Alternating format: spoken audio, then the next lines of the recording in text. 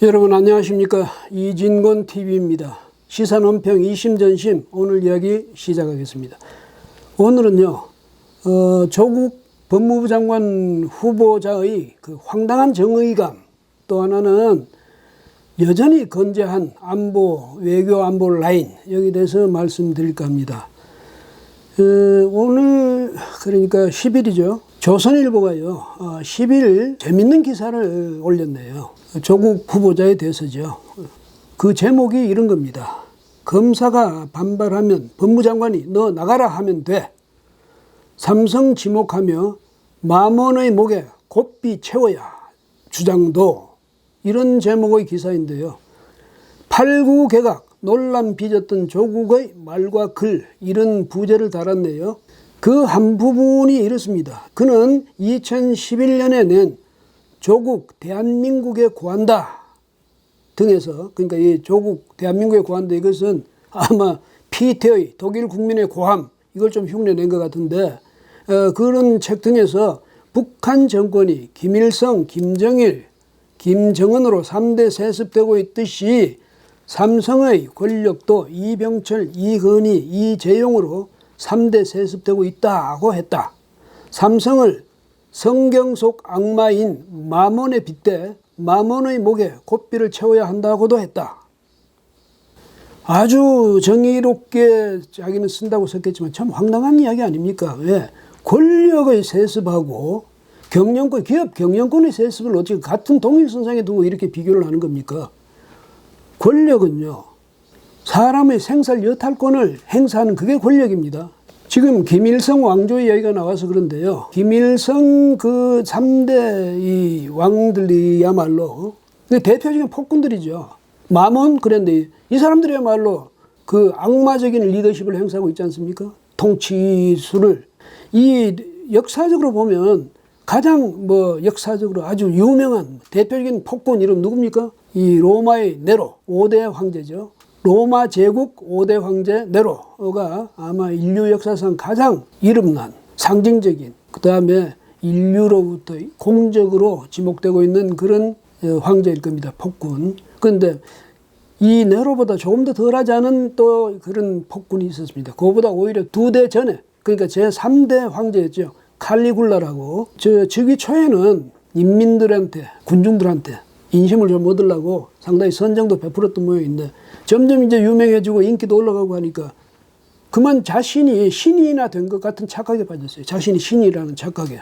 근데 어느 날 이제 이렇게 연회를 베풀고 있는 중이었는데, 그 연회를 즐기던 황제가 갑자기 크게 웃는 거예요. 그래서 옆에서 아니 무슨 일이 있습니까? 이랬더니 내가 말이야 지금 갑자기 생각난 건데, 내가 이렇게 고개만 까딱하면 너희들 전부 목 다 달아나. 이렇게 이야기하는 겁니다. 서커스 그 동물들 있지 않습니까? 예, 이 서커스 큰 동물들한테는 먹이가 너무 많이 든다. 너무 돈이 많이 든다. 이렇게 이제 하니까, 그래, 죄수들 있잖아. 죄수들 그냥 산채로 먹이를 던져줘.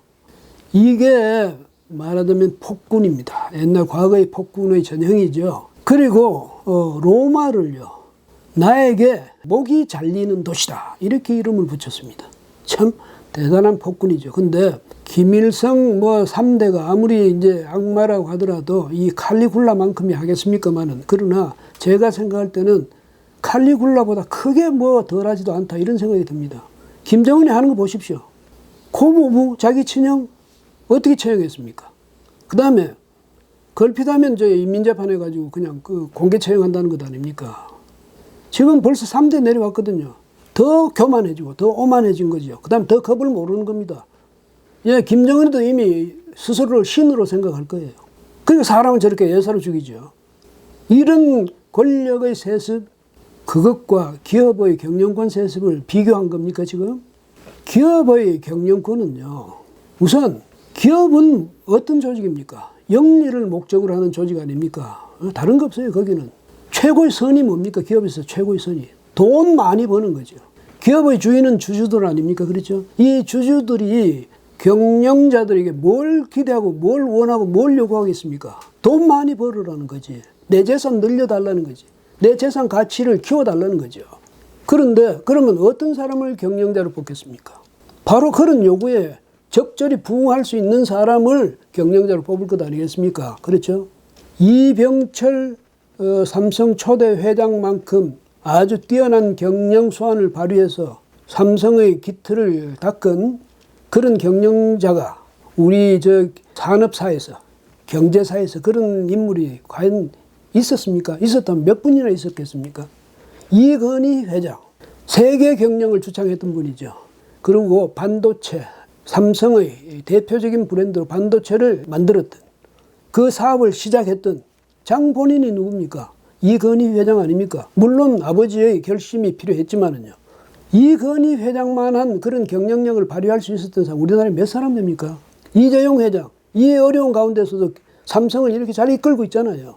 3대 세습이 아니라 이런 식으로 해주면 30대 세습도 가능하겠네요. 근데 우리나라에서는 세법상 더 이상은 이제 리미트입니다. 이거. 더 이상 내려가지는 못해요. 왜? 상속세가 50%, 거기다가 이제 가중치 플러스 하면 재벌 기업들, 이런 재벌 총수들 경우에는 65%를 세금으로 내야 된답니다. 그럼 무슨 재주로? 3대까지 내려가는 것도 엄청스레 어려운 일이죠. 그 다음 더 내려가라고 해도 내려갈 수가 없게 돼 있는 게 현실적인 우리나라의 제도입니다. 그런데 3대 세습을 김정일이, 김일성이, 또 그 밑에 김정은이 이 3대하고 비교를 합니까? 무섭지 않습니까? 그런 식으로. 그 다음에 삼성 보고 마몬이라고 그러는데요. 삼성이 없었으면 우리나라가 오늘날 이렇게 IT 산업이라든지 또 전자산업에서 이렇게 우리가 세계 최고의 수준에 와 있을 수 있겠습니까? 우리 국민을 이렇게 자부심 갖도록 해줄 수 있겠습니까? 우리 경제를 이렇게 세계 유수의 경제 강국으로 만들 수 있었겠습니까? 또 우리가 수출 세계 6위라는 그런 지위에 우리가 가 있을 수 있었겠습니까? 삼성이 그렇게 기업을 이렇게 키움으로써 얼마나 많은 우리 국민이 아주 자부심 높은 직장 생활을 할 수 있게 됐습니까? 그 다음에 삼성은 우리 국민들에게만 일자리를 제공한 게 아니죠. 세계적으로 다니면서 지금 많은 나라에 일자리를 제공하고 있습니다. 우리가 일찍 상상이나 해봤습니까? 삼성뿐 아니라 SK도 그렇고 LG도 그렇고 현대도 그렇고 다 그렇죠. 그런데 그런 기업들을 마몬이라고요? 참 좋은 머리를 가지고 어떻게 이렇게 안 좋은 생각만 합니까? 이렇게 모진 생각을 하다니요. 참 기가 막히네요. 8.9 개각의 또 하나의 특징적인 측면은 뭐냐니까 외교 안보 라인의 건재 이겁니다. 지금 북한에서 말이죠. 거의 연일 단거리 미사일로 쏴대잖아요. 그 다음에 무슨 신형 조종 방사포? 우리가 그걸 막기가 굉장히 어렵게 만들어졌다네요. 그런 거 막 쏴대고 있잖아요. 공공연히 우리 대통령을 향해서 야유도 했다가 조롱도 했다가 협박도 했다가 이러고 있잖아요. 그 다음에 저기 동해에서 말이죠. 북한의 목선이 내려와가지고 삼척항에 정박까지 하는데도 그것도 제대로 파악도 못하고 이런 우리의 국방 태세.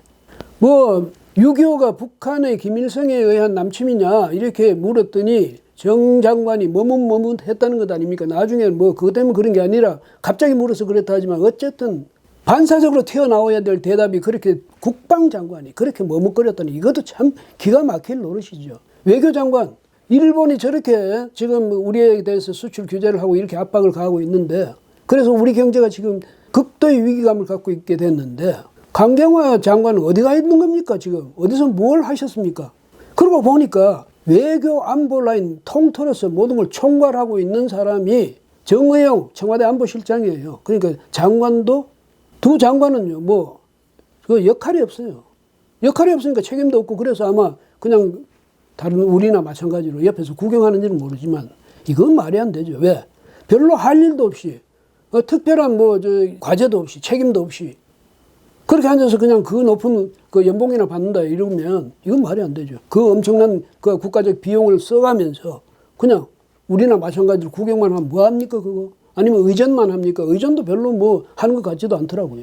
그 전에 이낙연 국무총리가요. 7월 9일이죠. 국회 본회의 대정부 질문 때 답변을 통해서 이렇게 이야기했어요. 그러니까 야당 의원들이 강경화 장관하고 정경두 장관 이거 외교안보 라인 이 해임 건의를 할 생각이 있느냐? 그랬더니 청와대하고 의논을 해보겠다 이렇게 이야기했지 않습니까? 그때 이제 그 이야기를 하니까 다른 사람도 아니고 국무총리가 그렇게 이야기하니까 이제 아마도 많은 국민들이 이 외교장관 또 국방장관에 대해서 굉장히 불신을 표하고 이랬으니까 이제 이번에는 바꾸려나 보다 이렇게 생각했죠. 근데 지금 안 바꿨잖아요. 물론 뭐 12월 달에 다시 이제 개각할 때 또 어떻게 될지는 모르지만은 현재는 저렇게 건재합니다. 대통령의 뜻을 가장 잘 알고 받들 수 있는 사람이 정의용 안보실장이다. 그 안보실장이 어떻게 하든 업무에 대해서 그 권한에 대해서 침해를 하든 어떻게 하든 전혀 어필을 하지 않을 사람이 강경화다, 정경두다 이렇게 지금 돼 있습니까? 아니면 뭐 어떻게 이해할 수 있는 방법이 없잖아요. 대통령 편의적인 그런 개각을 했고 대통령 편의적인 자리를 차지하고 그렇게 업무를 수행하고 있는 겁니까? 또 하나 이번에 참 이해가 안 되는 게 문정인 대통령 통일외교안보 특보 있죠. 가끔 가다가 미국 가서 뭐 학회에 가서 이야기한다고 그러고 뭐 또 어디 우리나라에서도 나라 안에서도 마찬가지고 일본 가서도 그러고 뭐 주로 어떤 이야기를 하냐면 저는 한번 보니까 작년 5월이죠. 종전협정이 맺어지면 주한미군이 한국에 주둔해야 될 논리적 근거가 없어진다 이렇게 이야기했죠. 되게 그런 비슷한 이야기를 많이 하고 다녀요. 그러니까 큰 틀에서 보면 친북 반미주의자 아닌가 이런 생각이 들 정도죠. 사실은 그렇게 분류가 되기도 하고요. 그런데 그분을 주미대사로 내정했다는 것 아닙니까? 주미대사로 내정했는데 자신이 뭐라 했냐 그런 게 나한테 이야기가 왔길래 내가 고사했다 이렇게 이야기했답니다. 자기가 고사했다고. 그런 식으로 언론이 보도를 했네요. 아니 주미대사를 그런 사람을 보내요? 그럼 거기 가서 아그레망 받을 자신은 있고요. 미국에서는 벌써 분류했을 것 아닙니까? 페르소나 논그라타, 기피 인물 이렇게 분류가 돼 있을 것 아닙니까? 그런 사람을 왜 보란듯이 주미대사로 다시 보낸다는 겁니까? 미국에서 받아줄 거라고 생각하고요. 이제 받아줬다 칩시다. 그럼 가서 뭐 하겠습니까? 미국 사람들이 뭐라고 생각하겠어요? 아, 문정인 저 사람을 우리 대사로 여기 대사로 보낸 이유는 아마 이제 슬슬 이 한미 관계 정리하고 북한과 결속하기 위한 그런 준비 단계의 그 역할을 하라고 보내는 모양이다. 이렇게 생각할 것 아니겠습니까? 거기다가 정세현 전 통일부 장관이 있죠. 김대중 정부 때 통일부 장관, 또 마지막 통일부 장관, 그다음 노무현 전 대통령, 그때 노무현 정부의 첫 통일부 장관, 잇따라 두 대의 통일부 장관을 지냈죠. 그런데 이분도 분류하자면 문정인과입니다.